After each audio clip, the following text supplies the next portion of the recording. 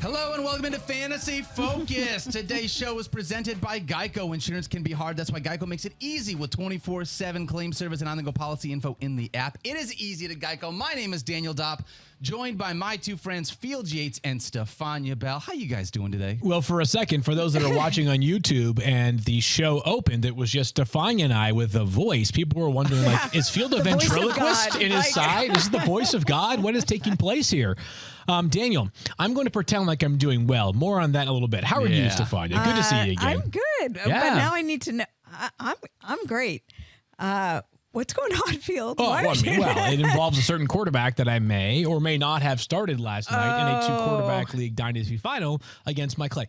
None of that matters. Stephania Bell is in the War Room League Championship. That is what matters. Stephania, yes. Stephania and Rob G taking on Shefty, and you guys got 9.5 from Tyler Conklin last night. A nice start right there. We did. I did not start Elijah Moore because I was concerned about the Jets' defense. Yeah. Well... Oops. Turns out. You know what, Stephania? Turns out. What defense? However, you and me are the Paul Rudd mute. Look at us. I know. Look at us. Being audacious enough to have some confidence in the Jets defense. That's right. Thanks for nothing. I know. You sure those Jets coaches and everybody's safe still? Are we sure about that after last night's performance? I will say this, if I may, because my opponent in the War Room League matchup is Adam Schefter. Yeah. Who we're very close. And if you look at the Mike Clay projections, I mean, whether you want to believe them or not, but if you look at the Mike Clay projections, we each have a 50% chance of winning after last night. It was split down the middle. So I'm going to be sweating it out. Very nervous and very sad there's no Monday Night Football to bail you out. No. Like, it's all going to be decided. Well, I mean, it's Monday night's on Saturday night this week, which does not have the same type of gravitas. It's weird. It's like a branding thing. Like, I remember explaining to my family members once, they were doing Thursday Night Football on Sunday. I'm sorry, Sunday Night Football on Thursday on Thanksgiving. Yeah. And they were like, I don't understand what's going on right now. That doesn't make sense. Just don't worry about it. It's all good. Stephania, your team has been rock solid. Some tinkering this week, but not a lot of dramatic shifts. I think Shefty has reshaped his entire lineup this week. I know, but here's my question. I have a real one. I've got Tua against the Ravens. Yeah, and I picked up Easton Stick. I saw that. Because Tua's got a left thumb injury. He's left-handed. Yeah. So I'm a little nervous. But also, I have the Lions, who I'm counting on Saturday. Yeah, so Saturday, a big day for me. You and me both. A big day. I was going to say, you guys should watch the game together. I'm going to give you my pick between those two quarterbacks on the Sunday morning. You can do the opposite, and I will then crown you the War Room League champion. I will take 10% of whatever you earn with that big old pot. We got a very big show planned for everybody today. We are going to obviously talk about Week 17 injuries, Stephania, make sure everyone is set up, know who is going to be in and who is going to be out. We're also recapping last night's Thursday Night Football game. What a game that was, and then diving into the rest of our Week 17 Just a reminder for those that don't want to listen to the Thursday Night Football recap, fast forward button does work. And on YouTube, just like play an ad for about 4 minutes, and then we can get back to the stuff that actually matters, because no one watched that game. I'll explain why a little bit later. Yeah. Oh, just happy for Joe Flacco. Super cute with his kids after I got it. Yeah. Real happy for him. So happy for him. At least I have him for next year. Obviously, this sounds like a personal thing for Field. But no, it's not personal. We'll move along. It is, yeah. Stephania, let me ask you about superstar wide receiver Jamar Chase. We did not have him last week, still dealing with a shoulder injury. Any updates on Jamar for this week? Yes, well, remember he was injured late in the Week 15 game, and then he came out in a hoodie with his shoulder protected. And that was when they said he was questionable to return. We knew he wasn't going to come back. He had a sling on, and then he didn't play last week. Not a surprise. Uncomfortable injury with an AC sprain. This week appears in his first practice on a limited basis on Thursday. Now, he told reporters afterward that he's feeling pretty good, but he's still taking it day by day. So no commitment yet for him to play this weekend. Friday could be a big day for him. Okay. It's really about two things. With the AC sprain, it's very hard to get your arm above 90 degrees. And if you're going to catch passes, you can't be catching them like right here. So he's got to be able to get his arm overhead, and he's got to be able to take the contact that's going to come with playing football. And both of those things could well happen by the weekend. Okay, we'll watch the practice report today and check back in on FF Now on Sunday morning, see where we're at with Jamar. With Keenan Allen, you just mentioned Easton Stick. If you roll with him as your quarterback, Stephania, is Easton Stick going to have Keenan Allen? He's been dealing with a heel injury, I know. I just like the name Easton Stick. I like saying it. It's such a cool, it feels like he's an old-timey football player, not a youngster. Keenan Allen has not practiced since Week 14. Okay. So this is a concern. He hasn't played. Anybody who's been paying attention, he's been out working out on the side. He was doing a little bit of that last week, doing some running, some agility work, but still not looking like a guy who's going to play unless there's a big surprise Friday. I'm not encouraged by the fact that he has not been practicing. Would you be surprised if on Saturday we got a tweet from the Chargers saying Keenan Allen's been placed on IR? I mean, there's only one game left after this. If he's out for week 17, I mean, I don't think it would surprise me. Mm-hmm. Okay, you know, I mean, you protect your veteran, right? And this interim is not coach, nothing to play for. Yeah, and he's not a guy who avoids playing. I mean, here's a guy who had an AC sprain who was playing the very next week. Yeah. He's played through a number of things that he can play through. But, you know, when they say heel injury, we have a few guys on the injury report. We obviously only talk about a few of them here, but there's several players who are out with a heel injury. They could all be different things. Mm-hmm. You just don't have much information. Stephania, I want to ask you about Michael Pittman because he practiced yesterday, but as far as I know, he has not yet cleared the concussion protocol. So I want to ask you how those two things work with each other. Yeah, it's worth recapping because last week, Michael Pittman had cleared the concussion protocol and then developed symptoms after the team traveled to Atlanta and then did not play in that game. So that meant he was back in the concussion protocol and sort of resetting the clock there. Now, he did come back to a limited practice on Wednesday and full practice on Thursday, including, very important, he was not in a no-contact jersey. So did not make you think that there was any limitations to what he was doing in practice, but there's always a requirement that you get the independent clearance before you are cleared to return to play in a game. So both the team physician and the independent neurological consultant have to agree that you are able to participate in gameplay, but certainly moving that direction. Sounds good for him. Sounds good. Okay, love that. What about for Chris Olave, been dealing with an ankle injury, taking on the Bucs, who have allowed the fourth most fantasy points to wide receiver? Please tell me he will be out there, Stephania. You know, the thing is, selfishly, Rashid Shaheed on my championship roster, all right. he still was able to generate some action with Chris Olave out there. So I'm hoping that's going to happen again because I do expect Chris Olave to be out there. He played last week after not playing in week 15, 9 catches for 123 yards and a 2-point conversion, I believe. So he looked good. He's going to be playing through this ankle issue. It was really a question of whether he felt like he could go. So I am not at this point concerned about his status, and limited practice is what I would expect. Okay. All right. Another wide receiver, Jalen Waddle. I think we got news officially. Jalen Waddle is going to miss this game here in week 17. But what can you tell us about his injury? Well, he suffered a high ankle sprain. And if you saw the game, he looked uncomfortable. He was limping afterwards. And not a surprise, had one really big play and then was out for the remainder of the game. So they have to protect him. And I think Mike McDaniel's quote was that it was not overly severe. So that's encouraging for the Dolphins in the long run, but it sounds like he will miss this game. That is a negative for me, as I have Jalen Waddle in my matchup against Field in the show league, so I'm going to have to pivot there. But here's how I'm going to make it a positive for you. Okay. And for people, is that would you want Jalen Waddle to be on the field if he was really struggling to move and to run? Because then you'd have, now at least you have the information. Exactly. Which is what we try to bring on the show. That's true, and then you can go and make a different decision. I can make a pivot. Yes, That's what this whole thing is about. That's right. All right, one more guy I want to talk about. Josh Jacobs has been dealing with a quad injury. Are we going to see him on Sunday? This one's tricky because Josh Jacobs did not play last week. Now, when he got injured, the Raiders had a subsequent Thursday night game, so we really didn't expect him to come back and play with a quad injury. But then last week, Antonio Pierce was very confident about his ability to come back for a Monday night game, and you had that 11-day break essentially between the two games. You thought maybe he'd be back. Then he developed an illness over the weekend. It's unclear what was really the thing that kept him out, but he wasn't able to go. And now this week, still not practicing in the walkthroughs. And so it sounds like internally the organization expects that he'll be able to go.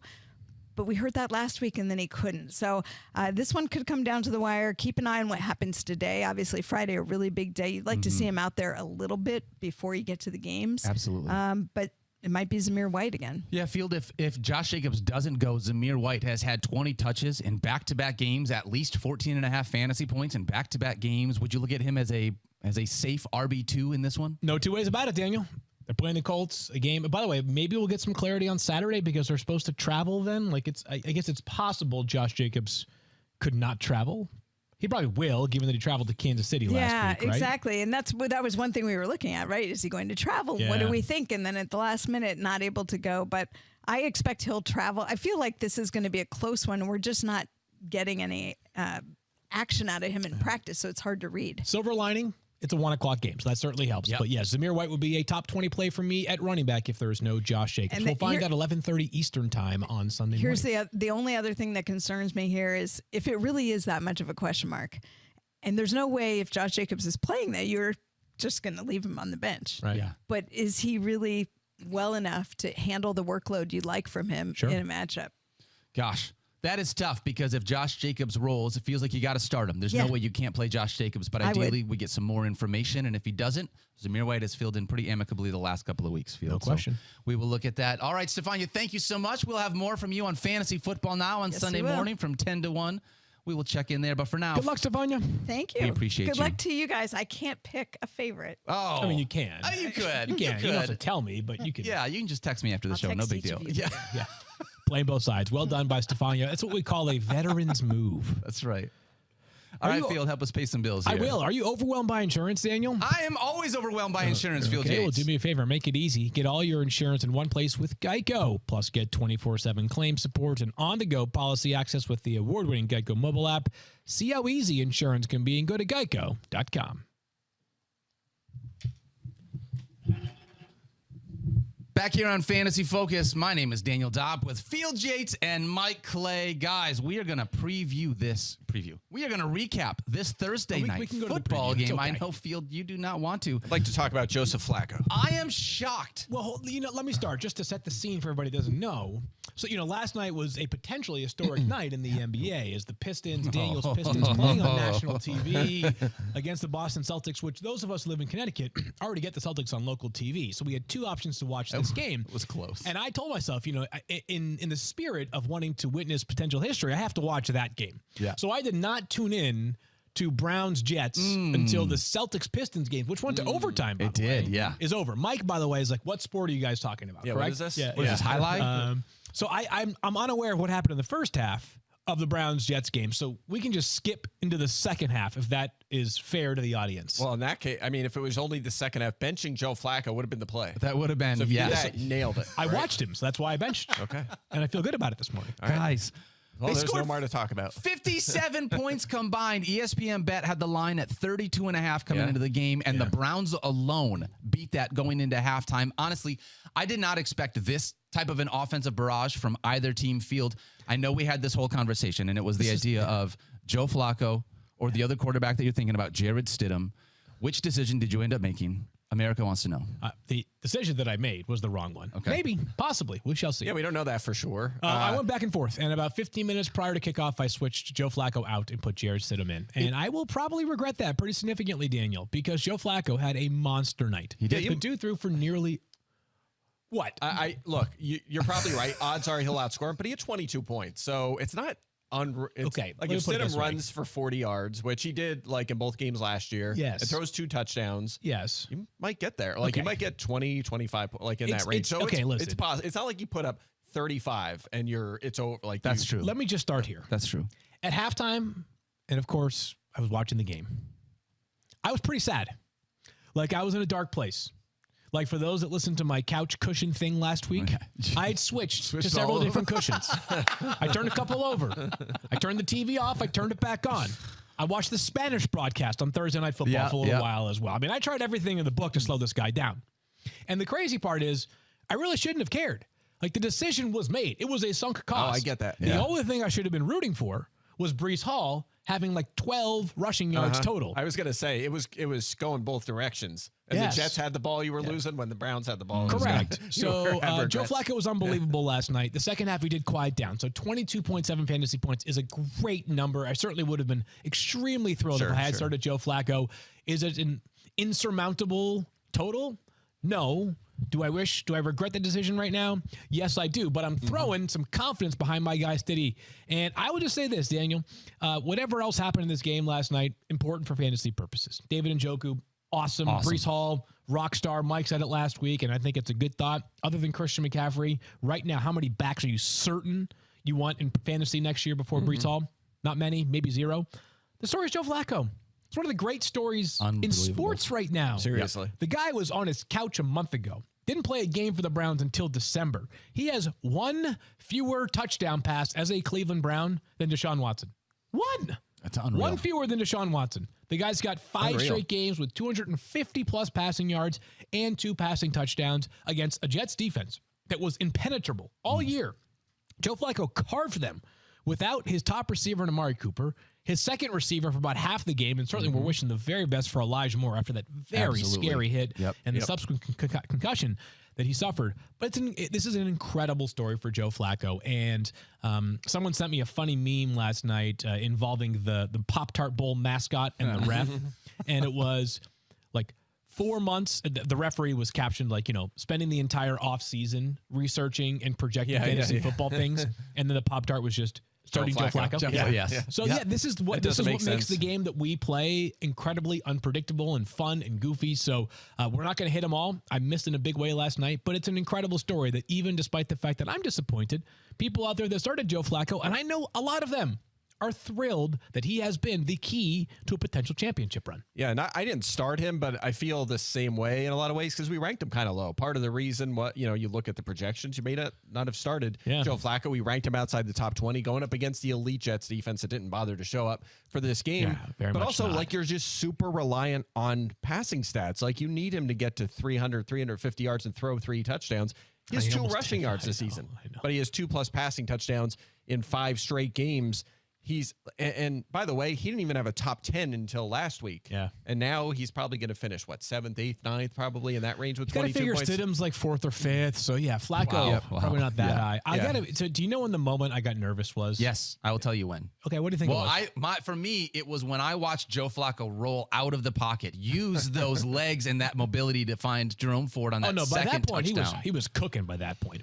Here's where I got nervous. I'll be honest. And I know Paul's big Jets fan can relate to this moment. Oh, sorry, Paul's. Opening drive, Browns, second play, Elijah Moore's called for offensive pass interference. It goes from 2nd and 8 to 2nd and 18. They run the ball 3rd and 15, and then 3rd. I'm like, all right, here we go. Quick 3 and out, get him off the field. The Jets just play like cover 2, and they throw a little David Njoku catches like an 8-yard hook and runs multiple times. Yeah, and I'm like, uh-oh. He's unreal. Yeah. 36 yards passing. All right, we're already past 1 fantasy point. Yep. Before we know, it'd be 2, and then 10, and then 22. So, all-time bad move. David Njoku, red hot, by the way. Yeah, how many times did he catch the ball in this game and turn around and was like, there's no one here. Yeah. I'll just run for a while. Felt like every time. Ridiculous. All 6 of them. I don't know what. I would never say, players quit or anything like that, but it just seemed like they weren't there. The Jets defense you're talking about. Yeah. Yeah, I would, they're trying. They're doing their best, right? They're earning their paychecks, playing for next year, whatever it is. But, I mean... That was a big difference from past Jets defenses. They've been great all year long. Yeah. The worst that we've seen them play by a million question miles since Salah's first year. Totally. And when they really struggled, that was bad. Did you see the Jets had gone 33 straight games without allowing a 300-yard passer? 33 straight? Wow. That was Flacco had more passing yards in the first half than they had allowed in a game all season. Yeah, great. I want to talk about Breece Hall because I know that he's awesome. He's awesome. Breece Hall last week had 16 targets. And then last night, he had 9 targets again. He is so used in this passing game. 9 catches on 9 targets for 42 yards and another touchdown. I mean, they can't pass protect. It's at like all. The perfect recipe for him. It really is. That it's like our quarterback's bad. We can't pass protect. He has no arm strength. So we're just going to dump the ball off. He had 9 targets last night. However many catches he had, I would be willing to bet that 3. Okay, he had 9 catches. I bet 5 of those went for 2 yards or less. Who cares though, right? Doesn't matter. 7 of them. No, 5 went for 7 yards or less. Whatever. I don't know what he's trying to say, but something important. I mean, 42 yards on 9 catches. That's what I was trying to get from Pulse. A lot of short dump offs, under 5 yards a catch. Sorry for the bad podcasting there. It's not Pulse's fault. That is mine, Mike Clay. But yeah, he's awesome. Yeah, he's been awesome. 26+ fantasy points in 3 of his last 4 games. He's been terrific. He's so good. And to think this has happened multiple times with the Jets this season. There have been garbage time plays. Did you notice the last 5 plays of the game last night? Yeah. It was just Abaconda. Yep. Every single play, literally every play was a short pass. Dump off. And they did that with Michael Carter earlier this season. Yeah. I remember losing a game by 0.1 points because deserved Hall wasn't on the field. And Michael Carter got all those targets and then got waived. Anyway. All right. So I'm anyway, done. I started. Well, we're going to preview that matchup later in the show. Yeah. But I had Hall, of course. I You do had wanna not give- Flacco. I'm done. I'm done being salty. I want to give a quick shout out really fast. Mike, you had 2 props in that. You crushed both of them. Trevor Siemian over on pass attempts and Breece Hall under on rush attempts, which because he got so much use in the passing game, like it totally worked out. Yeah, I So- was nervous about probably both of them after one quarter. Yes. But then it was a game script call, and it worked perfectly. They stopped running the ball in the fourth quarter, Yep. and of course they had to throw it to play catch up. So sometimes it's as simple as game script, and it worked out beautifully. Well, The life we lead. Thursday Night Football is in the books. Now it's time that we need to move ahead and look to our Sunday slate, guys. Let's do it. Let's roll.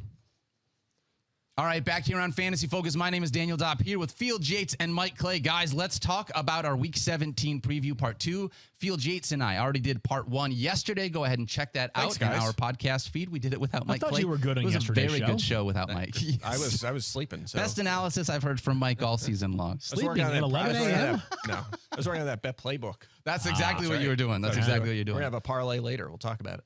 Hey, let's talk about Dolphins running backs, okay? Raheem Mostert dealing with an ankle and a knee injury, missed practice on Wednesday, also missed practice on Thursday, but it sounds like he is expected to play. I think this has been his pattern, maybe not missing Wednesday and Thursday, but he's had this knee and ankle injury for like 2 months. For a while, a lot of veteran days. Look, in running back years, he's like 87 years old. Yes. What, is he Mike, 32? yes. So, I mean, give him a break, right? He should rest a little. Devon Achane also missed practice yesterday with a toe injury, but also expected, it looks like, to be able to go this week. Just want to make sure that we have an eye on both of those in case there are any setbacks. Field, they go up against the Baltimore Ravens, giving up the 3rd fewest fantasy points to running backs over the last 4 weeks. How are you approaching these Dolphins running backs? Are you starting one of them? Are you starting both of them? Are you starting neither of them because the defense is too good? I have Raheem Mostert as RB22 and Devon Achane as RB28. Now, I think there's a part of me that could sit there and say, Mostert with just 9 catches in his past 7 games, being so touchdown dependent is a risky play. And then you could think about what I did last night in benching Joe Flacco, and you could say, would you really bench a guy when the vibes are that high? Because somehow, some way, Raheem Mostert is a pretty darn good bet to find the end zone. He's got 21 touchdowns this season. He has a touchdown in 5 straight games. Sure does. During those 5 games, he has 8 total touchdowns, Mike. So he is the preferred play of these Dolphins running backs. And while Achane will probably still finish this season as a top 10 running back on a points per game basis, he obviously has come back down to earth because while he's an awesome player, it is impossible to score 30 fantasy points every game. Yeah, that Denver game's really carried him. He's still 6th in fantasy points per game at running back. Yeah, and we he'll have be him top ranked 10. 31st for sure. It's unreal.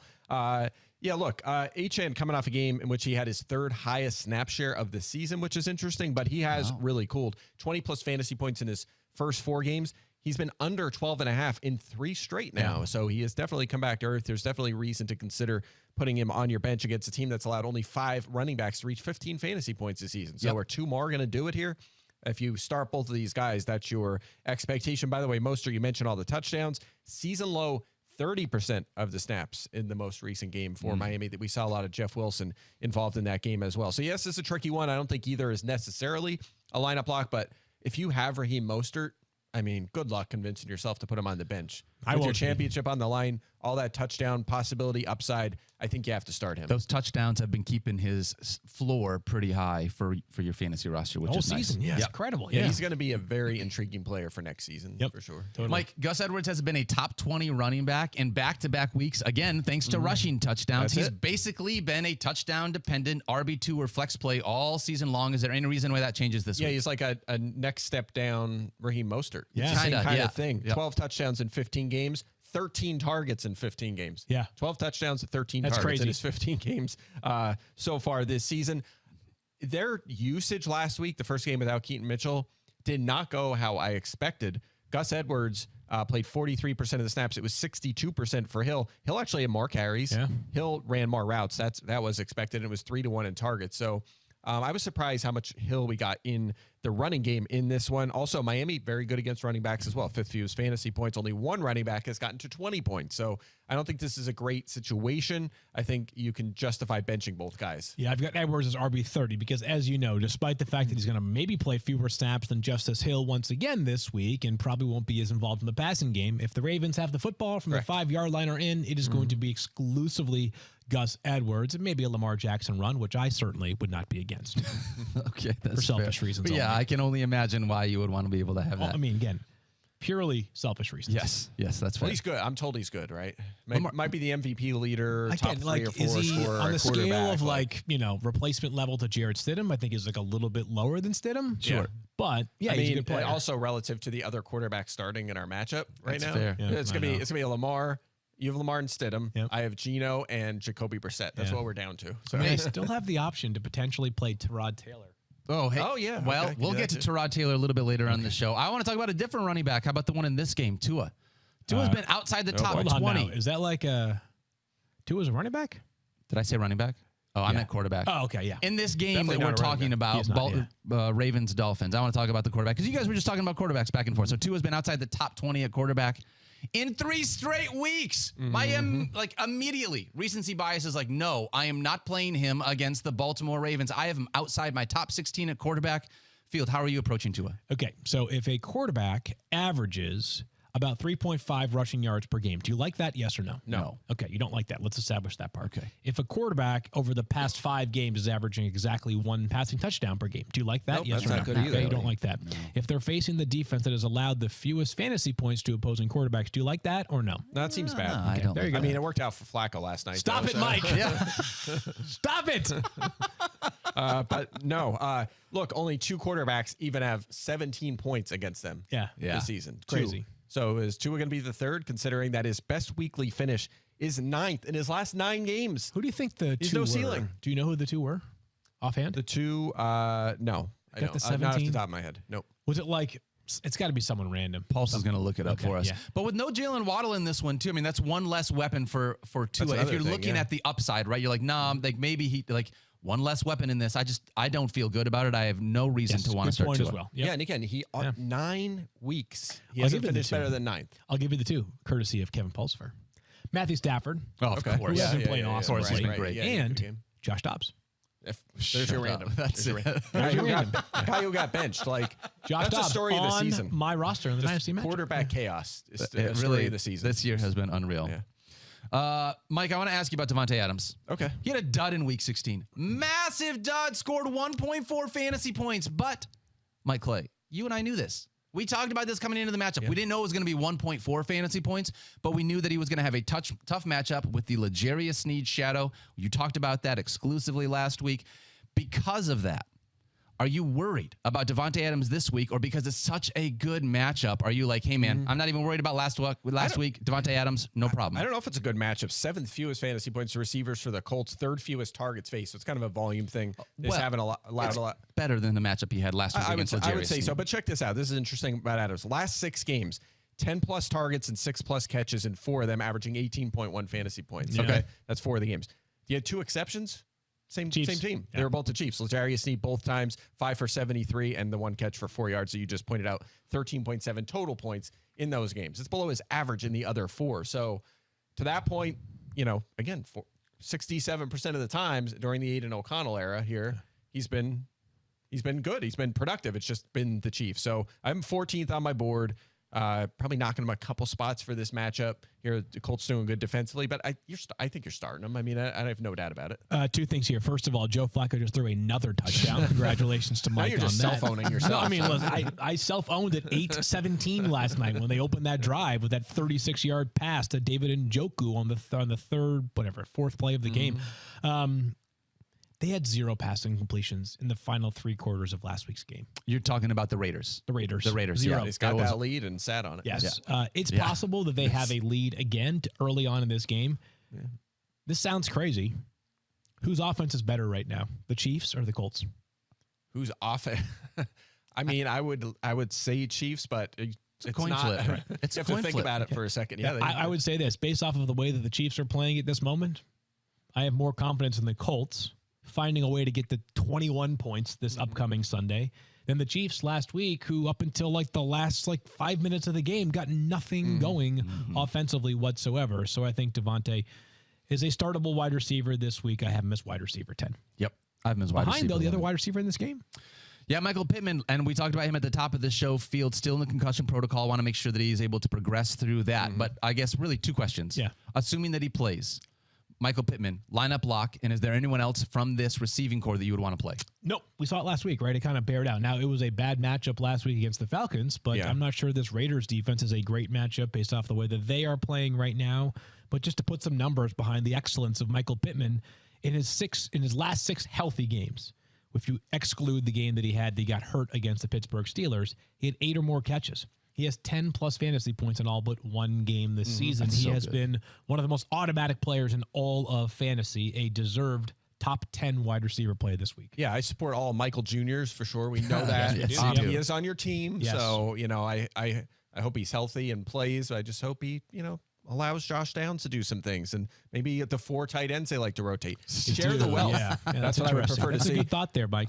Terrible thought, but a good thought. Let me ask you this question. If for some reason there is a setback like we had last week and Michael Pittman doesn't go, would you play anyone else? No, that's where I was going with this. Pierce had 30 yards last week with Pittman out, under 9 fantasy points in 14 of his 15 games this season. Crazy. Just a step back from last year. Disappointing. Josh Downs had 39 yards in that game, under 45 yards and under 10 fantasy points in 7 straight games now for Josh Downs. He has fallen off as well. So I would avoid, if possible, if I had to pick one, it would still be Josh Downs. He had 7 targets last week. He's shown some upside this season. He'd be the preferred play, but if you can avoid here, I think you do. I will be avoiding as well. And obviously the only other player in this game that we would start, or in this team, would obviously be Jonathan Taylor. There was no Zach Moss last week. We'll see what he looks like this week because he's been limited in both his practices, but Jonathan Taylor, obviously a must start if you have him in fantasy. Yes. Yeah, go ahead, Mike. I was just going to say, touchdown in 4 straight games is 5 touchdowns during that span. So going back even before the injury, he looked good and played 60% of the snaps in his first game back, 18 carries, 1 target. I'd like to see more target volume, but this is a decent matchup. Raiders have struggled against running backs, or at least on the, they're below average against running backs. Not a great matchup, certainly not a bad one. So feel good about him. Feel good about it. Back. Yep. I'm with you on that. All right, back here on Fantasy Focus. My name is Daniel Dopp, joined by Fields, Yates, and Mike Clay, making our way through our Week 17 preview. Guys, let's talk about the Chiefs. Fields, you just mentioned it with Patrick Mahomes. Assuming that you survived the last couple weeks of Patrick Mahomes, which is not a guarantee. Last 4 weeks, quarterback 17, quarterback 20, quarterback 17, quarterback 18.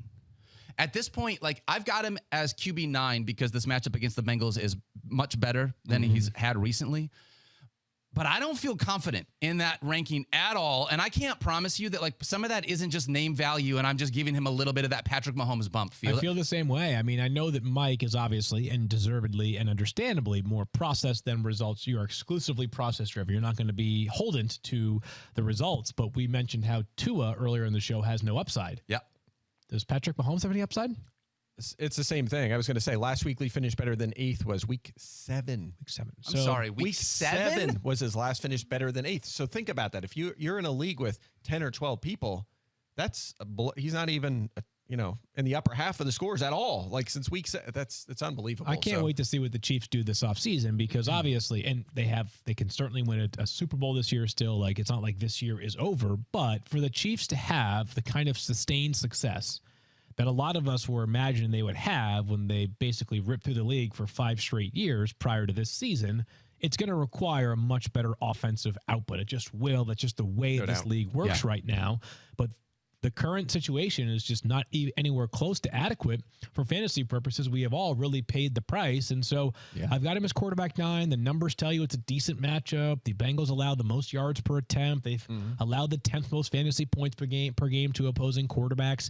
That being said, I have him at quarterback 9, and I feel, like Daniel said, that's even a little bit too generous for Patrick Mahomes, who had to scratch and claw last week to get to 16.7 points. Yeah, I'm a little higher, a little bit more optimistic because of the matchup. The Bengals, you mentioned their struggles, also a lot worse over the last month, too, which is helpful. Another reason is the state of quarterback is kind of a mess. We have so many backup quarterbacks right now, which helps his cause. And the third reason is he had 57 dropbacks last week, too. They just continue to throw the ball 10 rushing attempts. Sounds like no Isaiah Pacheco, by the way. Yeah, that's another thing. They're going to be throwing it a lot. It's a good matchup. There's a lot to like. So I'm a lot more optimistic. But I have a decision. I have Mahomes here in a good matchup against the Bengals or Brock Purdy after what happened last week. He's playing Washington. It's on the road. Yeah, Purdy. I certainly have Purdy in my lineup, but I'm just Purdy. I want to go Mahomes. You drafted Mahomes to be your guy. Dynasty league or what? It is a dynasty league. Yeah, it's a dynasty league. Nice little setup you've got there. Yeah. It's good. good problem to have. So. I'll say, let me ask you this, because I think we're at the point right now where fantasy managers, again, if you even made it this far with Mahomes as your quarterback, and that's a pretty big if with the way he's played over the last month, I understand the emotional hedge of like, hey man, like, let's say I want to start Brock Purdy, or let's say I want to start, he's an obvious starter to me, like a Matthew Stafford or more of a streamer. Like, I don't want to fault somebody because they're like, I just can't do Patrick Mahomes again after what he's done for the last 4 weeks. I understand that. There is only one way that I think you can go into this game and feel confident about starting Patrick Mahomes. Not just starting him, but expecting a big output. Is it AFC West only fantasy leagues? No. This is shades of last year, when either in the semis or the championship round, Tom Brady and Mike Evans against the Panthers that big game, went off. Yeah. And it was like a season of frustration. The people that made the playoffs, made the finals with those two players, did it in spite of them, not because of them. Rex Ryan won the War Room League last year. It's a deep 16-team league with Tom Brady. And it's just like games like that and games like last night will always stick in my brain, where it's like you think something is impossible and then it happens and you're like, oh my gosh. But Travis Kelce, we all have him as tight end 1. He's coming off of back-to-back games with under 10 fantasy points. Yep. That's the second time that's happened for Kelce since 2017. Yeah. Yeah, last time was 2021. I pulled the same stat. That's crazy. Yeah. 2017. Unreal. That's insane. Yeah, 6 years. And he even, like, he's been under 16 fantasy points in 8 straight. So he hasn't had that ceiling. Like, he hasn't even been getting to 18, 19, 20, 25 points like we've seen in the past. His target share last season was 26%. He's been under 25 in 8 straight games. So he's not getting quite that volume, even though it's a super pass-heavy offense. The targets are down a little bit from last season. However, again, this kind of plays right into what I said with Mahomes and why I'm more optimistic. The Bengals are atrocious against tight ends this year. The most yards and second most fantasy points to that position. So, I don't know. I'm feeling a little bit more optimistic about them. At some point, Evan Ingram broke his touchdown streak. Yeah, it's Chase Volume, great indie band. Right. Yeah. Just to put some numbers to Week 17 last year, to make this Patrick Mahomes, Travis Kelce thing turn into the Tom Brady, Mike Evans thing. Mike Evans, 10 for 207 and 3 touchdowns last year.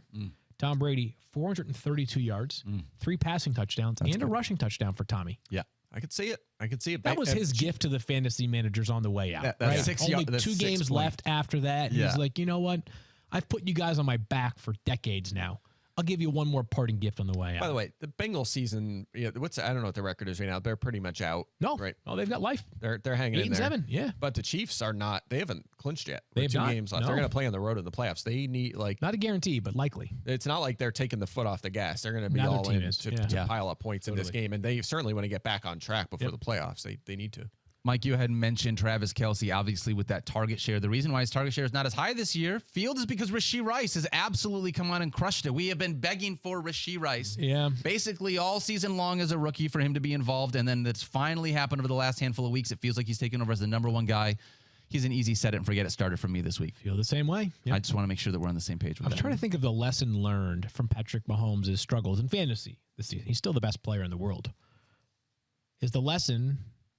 For Daniel, always Jalen Hurts. For Mike and I, always Josh Allen. Just always draft those players. Just do that. Next that year I'm just gonna wait till like the 5th round to take Flacco. I mean, I was debating this morning with somebody. What contract will Joe Flacco receive this offseason? Yeah, I was thinking that too. Is he signed as a bridge quarterback or as a backup somewhere, or does he get? You're right. The backup thing makes sense because there are only 32 spots. You think Joe Flacco is going to go somewhere, assuming this run continues, and be like, yeah, I'm cool being the backup? If they keep rolling and win the Super Bowl, I mean, he's also going to be 39 at that point, right? So got to be somewhat realistic. But maybe his arm looks stronger now than it did back in the day, which is saying something. He's unbelievable. Let's get him to Atlanta. The dude's got 5 kids. Yes, good call. He's got 5 kids. He's got dad strength for literally decades. Yeah, he really does. Got 4 sons too. Like, that daughter must be the easiest child in the world if those 4 maniacs. I mean, all my friends who have sons as a guy who was raised with an older brother as well. Like, we're psychos. Like, we cause nightmares for parents. Yeah. And then daughters are just little cutie pies. Little angels. Yeah, that's how it works. Yeah. Nothing wrong with that, Phil. Yeah. Hey, Mike, Philly's giving up the 2nd most fantasy points to quarterback this year. Are. Assuming Kyler plays, and he has missed practice the last 2 days with an illness. People were calling it a holiday bug. picked up over the holidays. Everyone has those, right? Yeah, we are expecting he's going to play. Do you think that he will be a top 10 guy this week against your Eagles? I do. I have him at QB 8, 2 passing touchdowns last week. This is the first time he's actually done that this season. Also had 32 rushing yards. So you're basically getting 1 or 2 passing touchdowns. You're getting, 5, 6, 7 fantasy points from his legs as well. Yep. Well, actually more than that. Sometimes he's scoring rushing touchdowns. 20-plus fantasy points in half of his games. 2 of his he's had 2 kind of duds where he just felt kind of gross about it if you started him. Pittsburgh and San Francisco, right? Obviously, tough matchups. And you mentioned they're going to throw a lot against Philly. They're big underdogs. The Eagles are facing 39.1 pass attempts per game. Huge number. It's a lot. Second most passing touchdowns. Second most fantasy points. Matchup's great. He's going to have value with his legs. More passing volume. The only thing I'm a little worried about is, Marquise Brown. We'll see if he goes. Is he out now? Going IR. Yep. Oh, he's gone on IR. Okay, so that's the supporting cast not great right now. He's gonna have to feature Trey McBride, so which has gone great over the last few weeks. So yeah, I like him. I like him a lot. Like him a lot. What about DeAndre Swift? Let's talk about your Eagles a little bit more. Yeah. Obviously, we're starting the wide receivers. That seems very obvious. But when you look at this running back situation, are you in on Swift in Week 17? I am. This one's an interesting one. So he's coming off a bounce back game. 20 carries, 92 yards, and a touchdown last week. But he was under 10 fantasy points in his prior 4 games. And also, he had 0 targets last week. He has 12 receiving yards in his last 5 games. And I was curious about that. Yeah.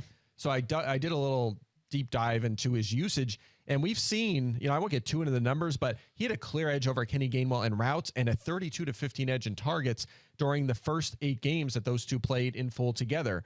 The last 5 games, Gainwell has run 7 more routes and has 3 more targets, 13-10. That's a big change for DeAndre Swift. He's not getting that passing down work.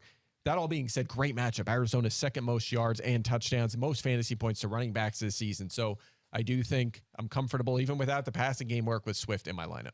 Yeah.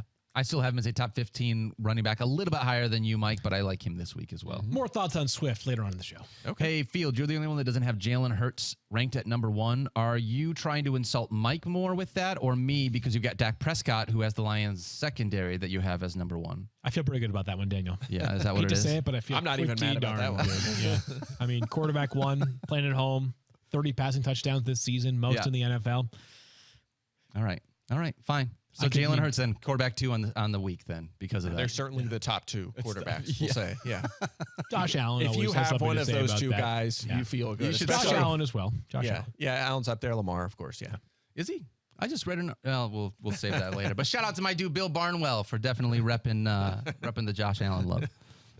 All right, let's talk about the Pittsburgh Steelers, guys. I want to know. We saw George Pickens, 4 catches, 195 yards, and 2 touchdowns last week.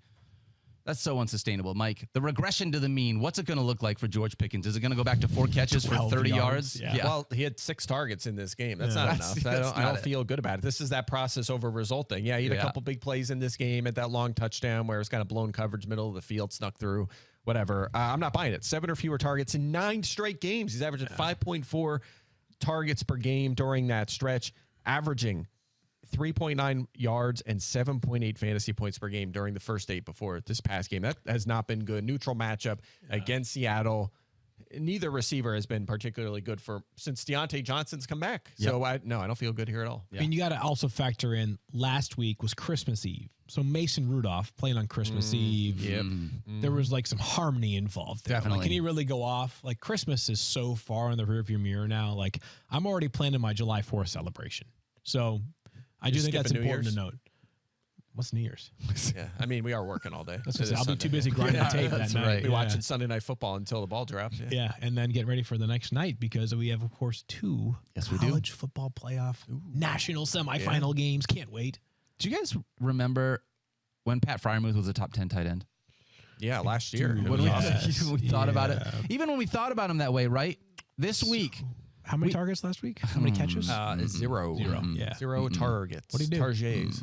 What do you do there? Great store. Yeah, it sure is. Yeah. It sure is. I think I have him ranked 25th. So, I guess a little higher with Thursday guys out. You don't play him. That's what you do.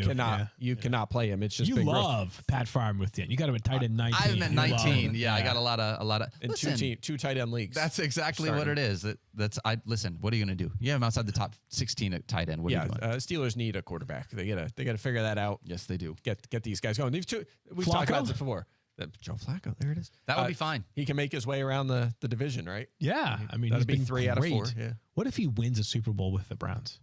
that'd be amazing. Be What amazing. a story! Would be As awesome. someone was it on the game? Was it Al? I think it was Al Michaels said it like the trajectory is similar to Nick Foles that season.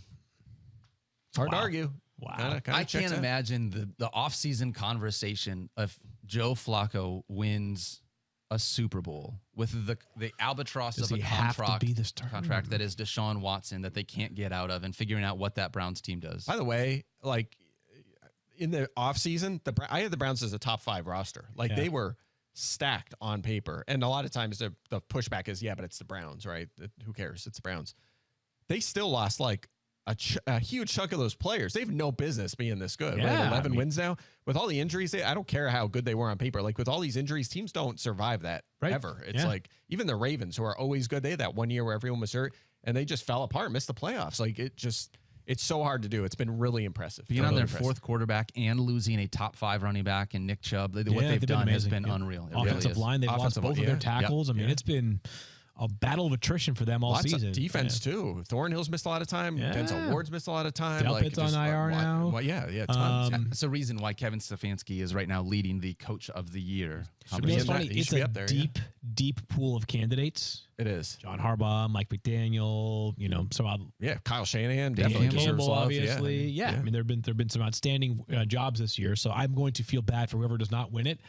I think we should be smart enough as a collective football following to understand that like someone can be outstanding at their job and not win the award.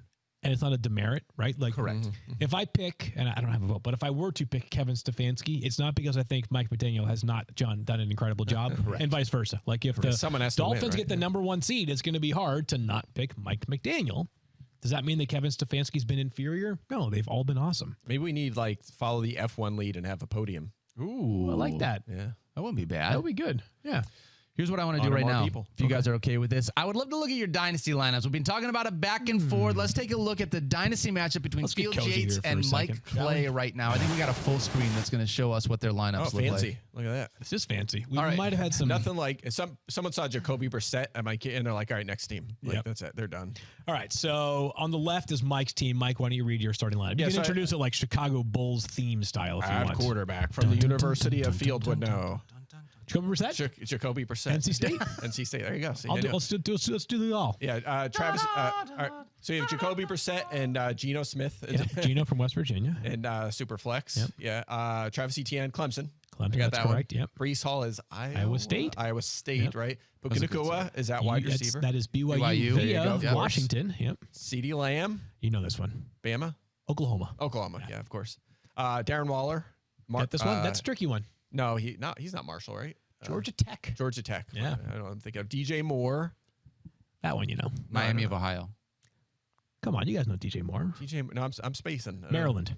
Okay. Of course. Jamar Chase, That one, you know. yes. LSU, There we LSU. go. Yeah. and Joshua Jacobs. Alabama. That one, you know. Yeah. Just one in doubt, a running back probably went to Alabama. So if you just heard that team, you're like, well, the skill guys are great. The quarterback's not great. I had Justin Herbert, Deshaun Watson, and Russell Wilson. Yeah. They got benched this week. Yeah. So not great. And then Mike, Field, let's see your squad. Okay. Well, I want to ask really quickly because you've got Josh Jacobs in there. If he doesn't roll, he's not the only Yeah, guy. I have Zamir White there. Also, Jamar Chase is there. I have Najee Harris on my bench. So Just in those are my case. next Okay, two. so Those are those your are the next two up. All right, Field, what about your lineup? All right. So my lineup: quarterback Lamar Jackson, Louisville. Yep. Got that Elite. one. Also, Jarrett Stidham, Auburn via Baylor. Okay. James Conner, running back from Pitt. David Montgomery, running back from Iowa State again. State. There Yep. we go. Look at that. Michael Pittman Jr. from USC. Debo Samuel from the other USC, South Carolina. Travis Kelce from Cincinnati. Raheem Mostert. This is a good one. If you know that's this going one. way back. He You was guys on the got Eagles this. though back then when Raheem he came Mostert and the Browns and the Dolphins. Where did If he you go? have this one, Where did he go? I don't know. Big Ten school. I'll get back to a second. George Kittle from Iowa. Iowa. Yeah. of Javonte course. Williams from North Carolina, and Raheem Mostert from Purdue. Okay. Good pull. That's impressive. Would knew you all have those guessed guys. the That's a good skill. Again, unimportant stuff. Yeah, me. Fields got it down. I used to know all that. Important stuff, I used not to, me. I used to be able to do the same thing, but not anymore. Yeah, I can do two things now. I can change a diaper with one hand, and I can tell you where somebody went to college. Those are like my two skills in life. Changing the diaper, and he's like, "Where did he go to school?" And he's like typing one hand. That's why. I hope you don't mix those hands up by accident. That would be bad. Yeah. That would be So yeah, I mean, listen, I'm down in the dumps after not starting Joe Flacco last night. Mike's projected to win by I think 12.5 right now. Yeah, it was like really close before last night. It was close. Yeah. It was a 1.3 point line going into last night. It is now a much wider gap as Mike got a big day. I mean, a big day from Breece Hall, but he's a star. I mean, Breece Hall getting 23 fantasy points is kind of in line with the kind of production you can expect from him. Breece does. Every once in a while. He's terrific. So no major qualms with Breece Hall going off. And I just hope that here's what I hope for at this point. I mean, truthfully, like I'm having fun with this. I mean, we have fun's an interesting way of Relative describing word, it. yeah. You know, I'm at the point now where all I hope is that if Mike comes out victorious, the difference is not Jarrett Stidham versus Joe Flacco. Yeah. Like if you're going to beat me, crush me like a grape. Yeah. And I'm going to have some decisions like that too with if Chase plays, that might be it though. I think you play him. Like Jacobs, I'm going to play Najee Harris. I like his matchup, so he's an interesting one. Do I plug him in? I could even play him over Brissett, which I don't think I'm going to do. You want to go with the quarterback in your super flex generally. Yeah, that would be spicy. But we have some options, so I'm with you. It's going to be interesting. It's like Jarrett Stidham has like a rushing touchdown in the opening drive and then plunges in quarterback sneak style later. Yeah, he did. You know, I saw his prop for rushing was really high, and I was like, I don't remember him running a ton last year. 14 carries and 2 starts. Yeah, and he was around like 30 yards in both of them. So what's his rushing prop now? I think it's like 32 yards. It's something like that. It's right in that range. Right in that range, yeah. Jaron Hall is about the same.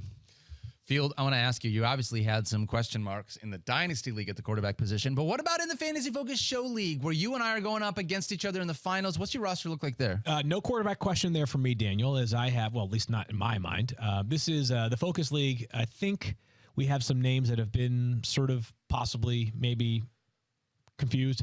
My quarterback in the show league. Yep. Yeah, this is my lineup that's your again dynasty from team. That's a my dynasty lineup. team. So all right. Let's hear the show league. My quarterback is Josh Allen. Obviously feel good about that one right there. Where I have a decision to make is at running back / flex.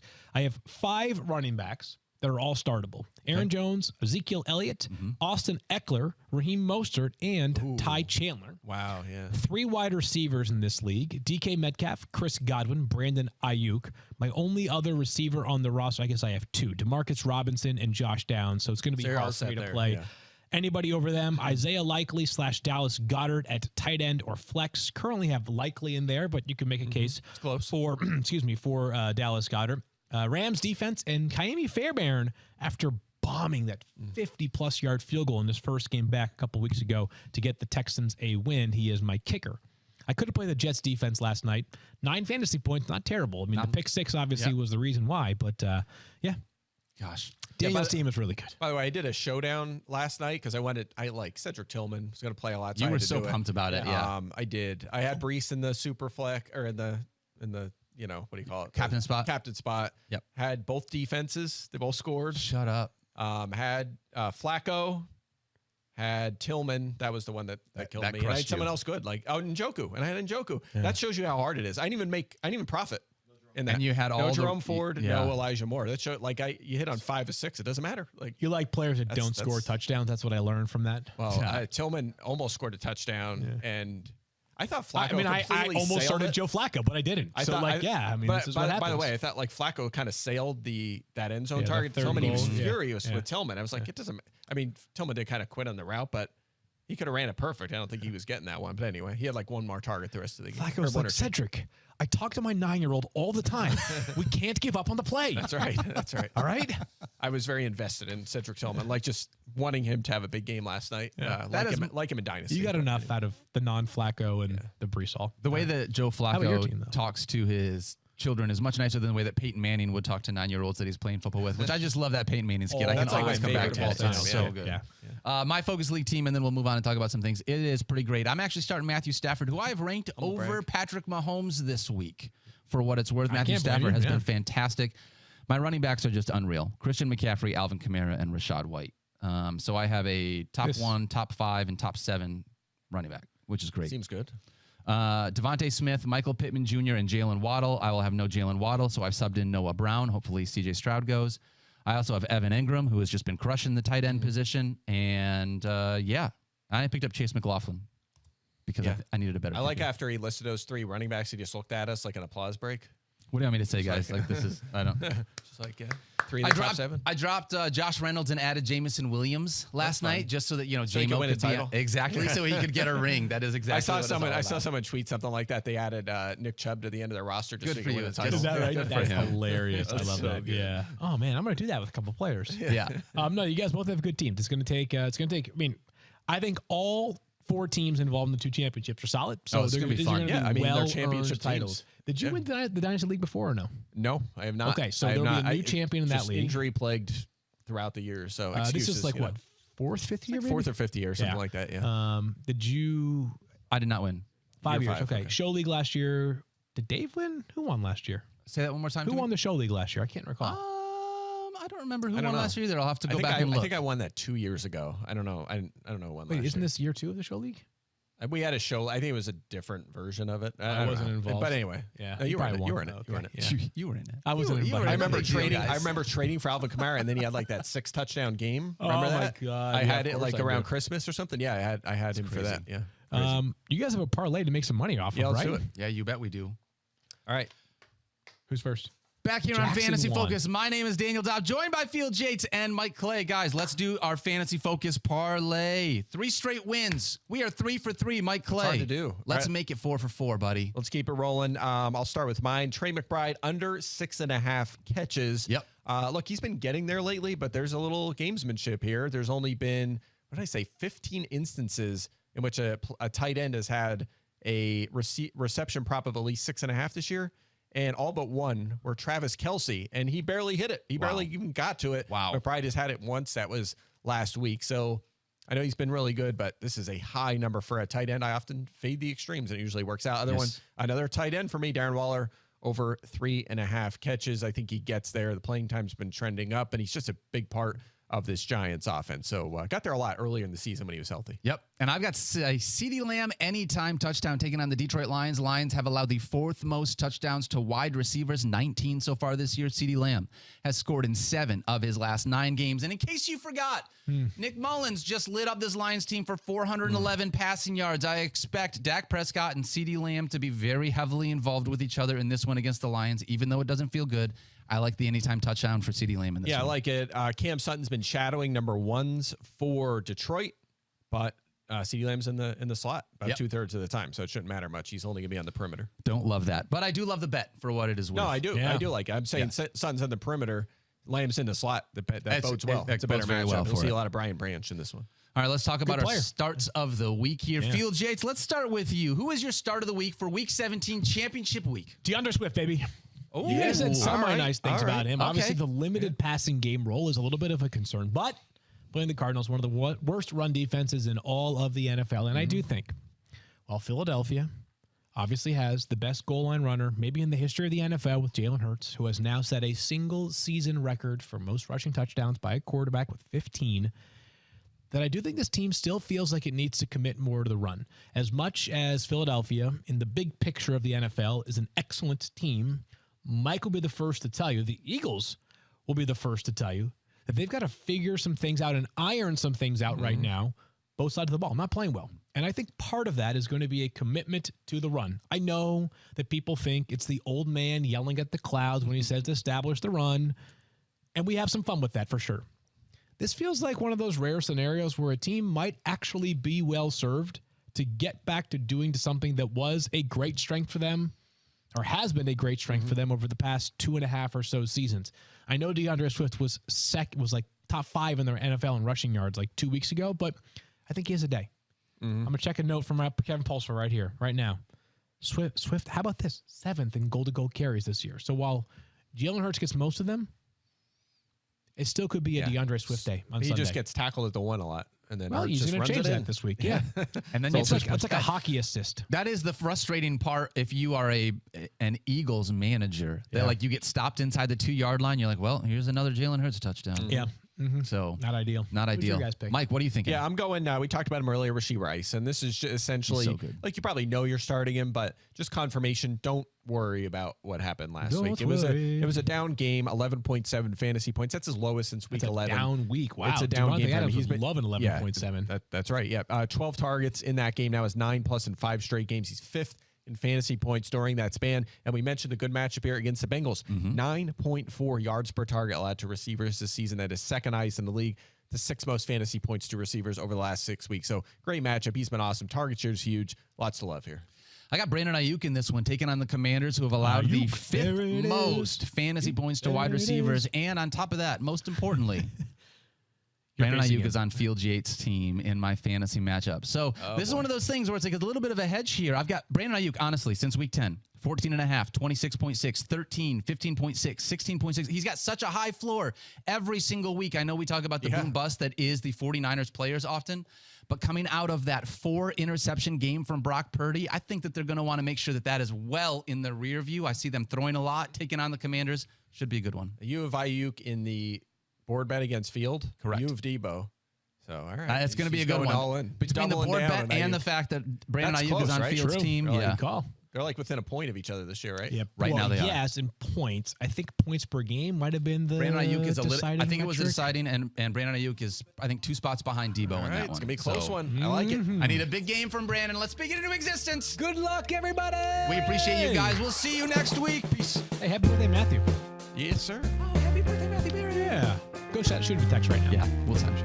I already did because You're a great friend. I'm a nice friend. Yeah. I'm on top of it. First thing I did when I woke up. Wow. We're on top of it. Dang. I feel like a bad friend now.